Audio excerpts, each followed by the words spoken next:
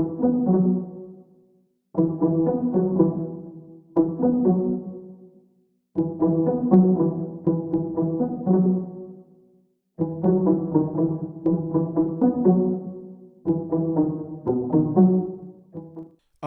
ankily valo benetsy toliara faharoa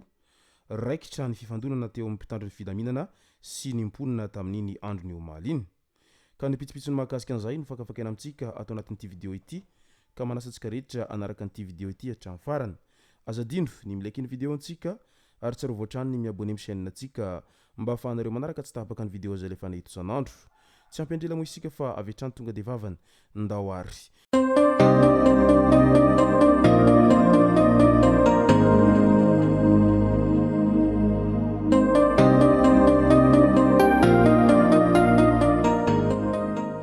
ny tonga tsy miaraba hono namantesitra ka dia faly miaraba isika rehetra mpanaraka tsy tapaka an'ity chaîne ity ny tenako amin'ity androandroany ity arakin'izay efa natsipiko zay dia ny mahakasika ny fifandonana teo amin'ny mpitandro ny filaminana sy ny mponina tany toliara faharoa no tena iompanantsika ato anatin'ity video ity fa milohan'izay dia ndao aloha resahantsika ireto tsara ho fantatra manaraka ireto tsara ny mampafantatra izay torohevitra ho an'izay hisaika ranomasina zaraina fa mety hahasoanao sy hisoroana ny loza izay mety mitranga jereo tsara aloha ny moron-dranomasina mialohany hidirana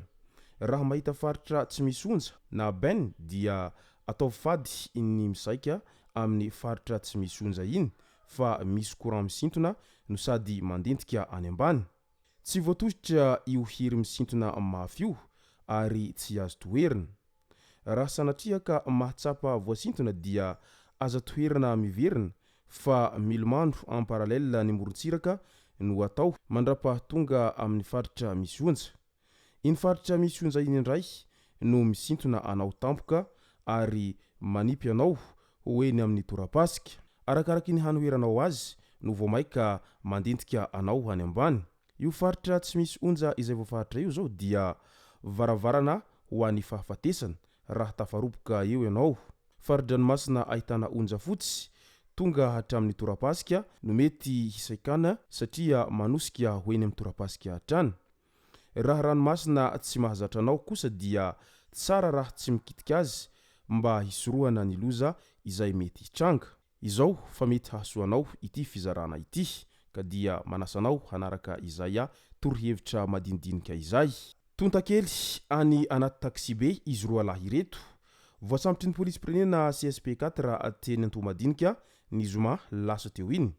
vehivavy iray tao anaty taxi B 154 no very volafotsy ny endahany izy roa lahy ireto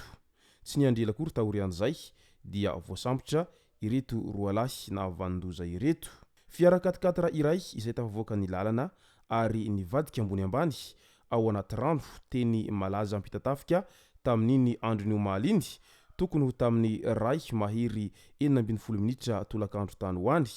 misy madama tazana izay maratra teo amorony io fiara io midika izany fa mety noho ny fandianana mafy diso tafahoatra no nahatonga an'izao loza izao ka dia melimelo ihany ianareo izay mpandeha amin'ireny fiara ireny aleo misoroka toy izay mitsabo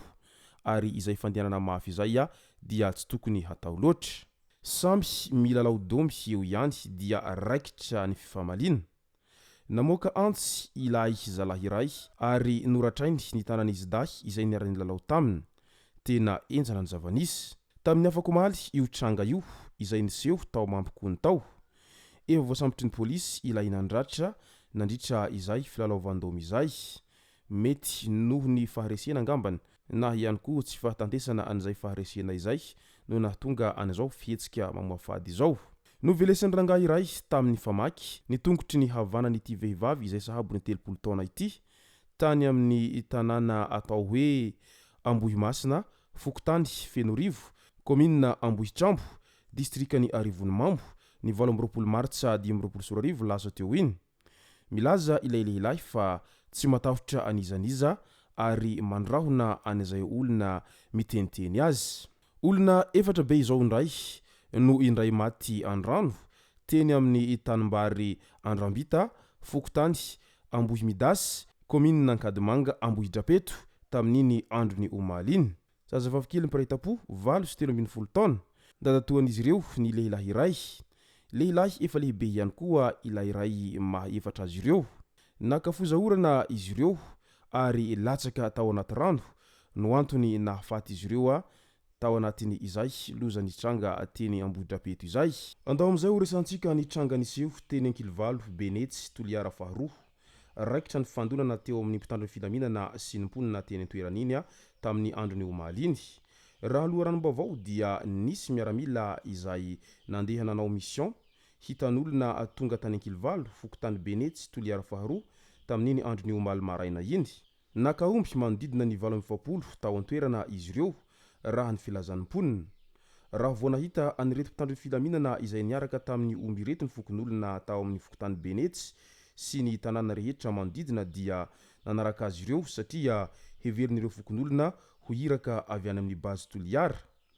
Raikitra ny fanenjehana sy ny fifandonana ataorian'izay tao an-tampon-tanànan'ny Ankilomalinika ka nisy naratra iray tamin'ireo fokon'olona ary efa nentina namonjy toeram-pitsaboana any Toliara ilay maratra io. Nisy ny naman'ireo fokon'olona nentin'ireo mpitandro filaminana ihany koa tamin'ny fotoana io ka nosakanany mponina tao Benetsy ny lalana ary tsy nisy fiara afaka nandeha efa hatramin'ny maraina tamin'iny androny omaly iny. Tokony tamin'ny 4:00 teo tonga ny mpitandro ny filaminana nandeha tamina fiara tsy mataho-dalana iray sy camion iray nanampy isa ireo namany izay tratra ny barazy teny avaratry ny tanànan'ny Benetsy no sady nanaisotra ilay sakana. Nanositra anireto farany ireto ny vahoaka ka raikitra ny torabato sy ny fifanenjehana eraky ny tanàna hatreny Antsaha niaraka tamin'ny fanapoahana bomba mandatra dranomaso ary fampiasana Kalashnikov. Raha ity zavanitranga teny Benetsy, Toliara faharoa ity zao no jerena ankaika dia tena efa manahy sahady ireo mponina amin'izay mety ho hiraka ao ambadika an'izay bazy Toliara izay. Mety hanano sarotra arak'izany no hampandeha sy hampisosa an'ilay orinasa bazy Toliara any an-toeranany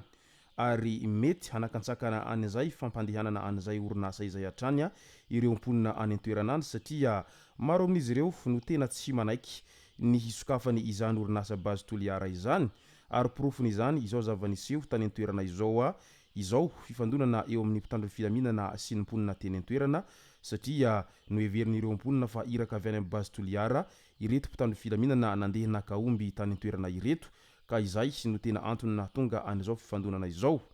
Izay sy zay no masaka azona roso tao anatin'ity video ity tomboko lasy tomboko vavy misaotra antsika rehetra nanaraka an'ity video ity hatramin'ny farany. Azadino ny milaiky ny video antsika ary tsarovy hatrany ny miabone amin'ny chaîne antsika mba ahafahanareo manaraka tsy tapaka ny video zay lefa nahita isan'andro. Tomboko lasy tomboko vavy mankasitraka dia mirary soa.